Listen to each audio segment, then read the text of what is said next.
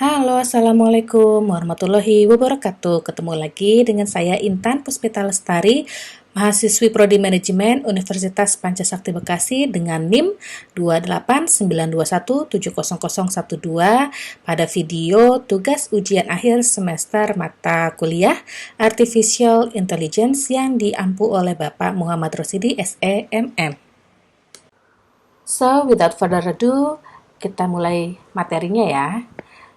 Seperti yang telah kita ketahui bahwa kecerdasan buatan adalah suatu bentuk teknologi yang memiliki kecerdasan di dalam fungsinya. Artificial intelligence sejatinya adalah konsep yang telah ada sejak zaman Yunani kuno. Walaupun konsep dari AI telah ada sejak zaman dahulu, AI baru dapat dikembangkan pada pertengahan abad ke-20. Penerapan AI banyak mempengaruhi cara kita hidup, berinteraksi, dan meningkatkan pengalaman dan kenyamanan kita. AI terus berkembang dan masih banyak AI yang akan datang di tahun-tahun mendatang. Tentunya AI yang lebih baik lagi dengan lebih banyak perbaikan, pengembangan, dan penerapannya. Manfaat artificial intelligence atau kecerdasan buatan itu sangat banyak loh teman-teman. Antara lainnya adalah menghemat sumber daya manusia.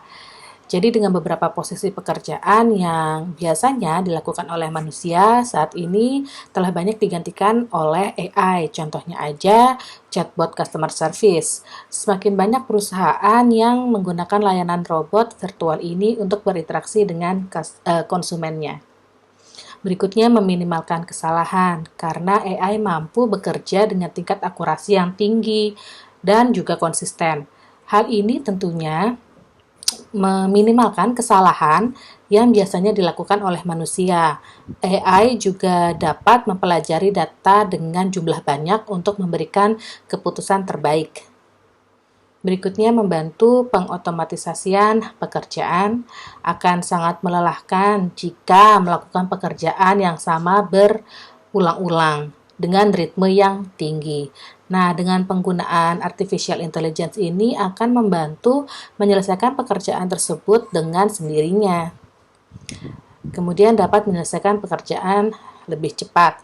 Dalam proses AI itu dikenal istilah learning, reasoning, dan self-correction. Jadi, ketiga poin tersebut akan menjadikan artificial intelligence yang memiliki pengetahuan yang luas.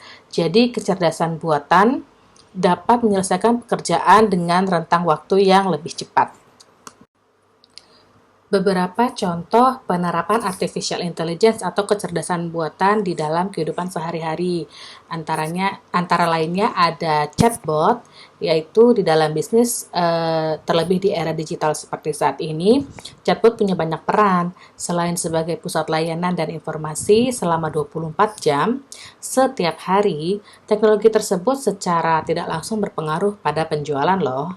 Kemudian adanya virtual reality atau VR, di mana dikenal pula dengan realitas virtual, yang merupakan teknologi yang dapat membuat individu berinteraksi seperti nyata dengan objek imajinasi hasil simulasi komputer. Umumnya teknologi ini dimanfaatkan sebagai alat bantu observasi hampir di seluruh bidang. Kalau dalam industri game, VR juga kerap digunakan. Berikutnya ada aplikasi ojek online atau ojol. Teknologi AI dalam aplikasi ojol atau ojek online ini digunakan untuk mengoptimalkan proses pemilihan pengemudi. Misalkan ketika memesan ojol, aplikasi akan langsung mencari pengemudi yang lokasinya paling dekat dengan lokasi kita saat ini. Ketika memesan makanan, kata kunci soto misalnya, maka aplikasi akan langsung mencari daftar warung soto berdasarkan kriteria tertentu. Misalnya dari lokasinya dekat, ulasannya yang paling baik, atau tarif pengiriman paling murah, dan sebagainya. Selain itu, penerapan artificial intelligence dan kecerdasan buatan juga berlaku di dunia perbankan. Kecerdasan buatan dan machine learning memainkan peran penting dalam industri perbankan dengan menyediakan fitur keamanan serta kenyamanan bagi nasabahnya. Di dunia perbankan, penerapan teknologi digunakan untuk pencegahan penipuan. Kemudian penerapan AI pada e-commerce. E-commerce mengalami perombakan besar selama beberapa tahun terakhir dengan diperkenalkannya AI dan machine learning. Penerapan AI dan machine learning meningkatkan kualitas platform serta pengalaman pelanggan. Misalnya dalam pencarian produk, ketika pengunjung mengetik tas berwarna merah, maka akan mendapatkan daftar tas berwarna merah secara instan. Hal ini dimungkinkan oleh algoritma AI yang mendasari yang secara teratur mengkategorikan pencarian produk untuk pengindeksan secara efisien. Berikutnya algoritma pencarian prediktif Google. Google sendiri telah menggunakan teknologi AI untuk memberikan rekomendasi konten bacaan serta situs-situs hiburan yang sesuai dengan selera kita. Google menggunakan kombinasi teknologi di balik mesin pencarian terkemuka, termasuk neural networks, deep learning, machine learning, dan artificial intelligence. Nah, apa sih tantangan menggunakan kecerdasan buatan?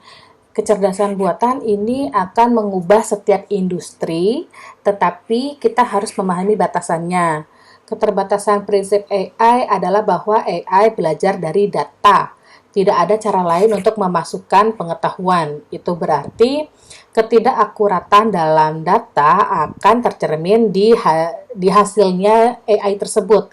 Dan setiap lapisan tambahan dari prediksi atau analisis harus ditambahkan secara terpisah. Sistem AI saat ini dilatih untuk melakukan tugas yang ditentukan dengan jelas. Sistem yang memainkan poker tidak bisa bermain soliter atau catur. Bahkan sistem AI yang mendeteksi penipuan layanan kesehatan tidak dapat secara akurat mendeteksi penipuan pajak atau penipuan klaim asuransi dan garansi. Dengan kata lain, sistem-sistem ini amat sangat terspesialisasi pada satu bidang. Sistem ini berfokus pada satu tugas dan jauh dari berperilaku seperti manusia. Oke, sekian materi dari saya mengenai artificial intelligence. Terima kasih yang sudah menonton. Wassalamualaikum warahmatullahi wabarakatuh.